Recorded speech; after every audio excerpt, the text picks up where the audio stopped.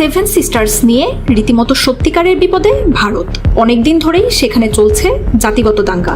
এই 7 রাজ্য কি আদৌ ভারতে থাকবে কিনা এই আলোচনা যখন তুঙ্গে, তখন আবারও সংঘাত আর হামলায় অশান্ত হয়ে উঠেছে সেভেন সিস্টার্সের মণিপুর রাজ্য। প্রায় 1.5 বছর ধরে জাতিগত সংঘাতে উত্তাল শেষে তুলনামূলক শান্ত থাকলেও এক সপ্তাহে পরিস্থিতি আবার তলানিতে গিয়ে ঠেকেছে। এবার রীতিমতো ড্রোন এবং ক্ষেপণাস্ত্রের মতো হামলার ঘটনা ঘটছে। চোখের ঘুম হারাম হয়ে গেছে রাজ্যটির আইন শৃঙ্খলা বাহিনীর। একে জঙ্গি হামলা বলে অভিহিত করেছে সেখানকার প্রশাসন।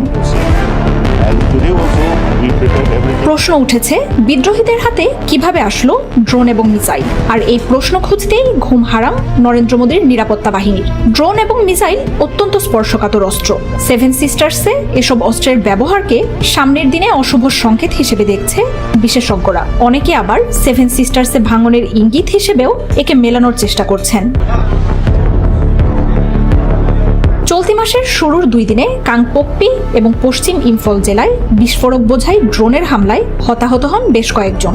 আরও কয়েক জায়গায় হয় ড্রোন হামলা। তবে আতঙ্ক ছড়াচ্ছে বিদ্রোহীদের হাতে আসা নতুন ক্ষেপণাস্ত্র প্রযুক্তি। স্থানীয়ভাবে পরিবর্তন এনে নিজেদের তৈরি লঞ্চারে ছোড়া হচ্ছে দূরপাল্লার এসব ক্ষেপণাস্ত্র।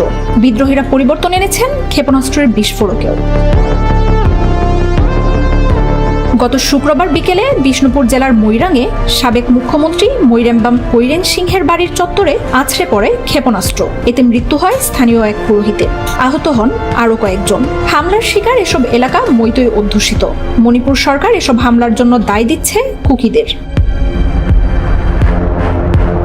মৈতেইরা দাবিও করছে কুকিরাই এসব ক্ষেপণাস্ত্র ছুড়েছে। পুলিশের দাবি, স্থানীয়ভাবে তৈরি হলেও উন্নত প্রযুক্তির এই ক্ষেপণাস্ত্র 3 কিলোমিটার পথ পাড়ি দিয়ে আঘাত হানতে পারে। তবে কুকিদের পাল্টা দাবি, মেইতেই সশস্ত্র বাহিনী আরামবাই টেঙ্গলের যোদ্ধাদের ছোড়া ক্ষেপণাস্ত্র লক্ষ্যভ্রষ্ট হয়েই মেইতেই এলাকায় আছড়ে পড়ে।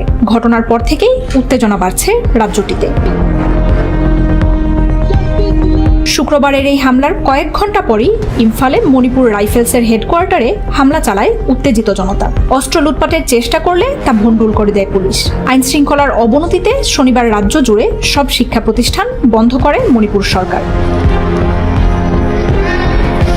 এই পরিস্থিতিতে রাজ্যের কুকি অধ্যুষিত বিষ্ণুপুর এবং চোরাচাঁদপুর অঞ্চলের বিভিন্ন এলাকায় শনিবার সকাল থেকে তল্লাশি অভিযান শুরু হওয়ায় তৈরি হয়েছে বিতর্ক।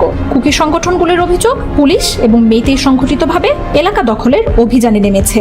যদিও অভিযোগ উড়িয়ে মণিপুর পুলিশ দাবি করছে এর মধ্যেই 3টি জঙ্গি বাংকার ধ্বংস করা হয়েছে। সেগুলো কুকি জঙ্গিদের ডেরা বলেই দাবি পুলিশের। তবে চলমান অভিযানের মধ্যেই জিরিবাম জেলায় 2 গোষ্ঠীর বন্দুকযুদ্ধে নিহত হয়েছেন অন্তত 5 জন। গোলাগুলির শব্দ ও হামলা পাল্টা হামলায় আতঙ্কে রয়েছেন স্থানীয় বাসিন্দারা। 2023 সালে মণিপুর হাইকোর্ট মেইতেই জনগোষ্ঠীকে তফসিলি জাতির মর্যাদা দেওয়ার বিষয়টি রাজ্য সরকারকে বিবেচনা করার নির্দেশ দিয়েছিল। এরপরেই কুকি সহ স্থানীয় বেশ কয়েকটি গোষ্ঠী এই সিদ্ধান্তের বিরোধিতায় পথে নামে। আর সেই ঘটনা থেকেই সংঘাতের সূচনা। মণিপুরের আদিবাসিন্দা হিন্দু ধর্মাবলম্বী মেইতেই জনগোষ্ঠীর সঙ্গে কুকি জো সহ কয়েকটি তফসিলি জনজাতি সম্প্রদায়ের সংঘর্ষে এখনো পর্যন্ত প্রায় 200 মানুষের মৃত্যু হয়েছে। ঘরছাড়া হয়েছেন প্রায় 60,000 বাসিন্দা। পরবর্তী সময়ে ইম্ফল হাইকোর্ট ওই বিতর্কিত নির্দেশ প্রত্যাহার করলেও শান্তি ফেরেনি উত্তর পূর্বাঞ্চলের ওই রাজ্যে। কারণ কুকিদের মনে তৈরি হয়েছে নতুন আশঙ্কা। মূলত সমতল এলাকার বাসিন্দা মেইতেইরা মণিপুরের বৃহত্তম জনগোষ্ঠী। অন্যদিকে কুকি, অঙ্গামি, লুসাই, নাগা, থারোয়াসের মতো প্রায় 30টি গোষ্ঠীর বাস পাহাড়ি এলাকায়। কুকিদের অভিযোগ, সহিংসতা দমনের অজুহাতে মেইতেই প্রভাবিত পুলিশ ও প্রশাসনের সহায়তায় ধীরে ধীরে পাহাড়ি এলাকায় জনজাতিদের জমি দখলের অভিযান শুরু করা হচ্ছে।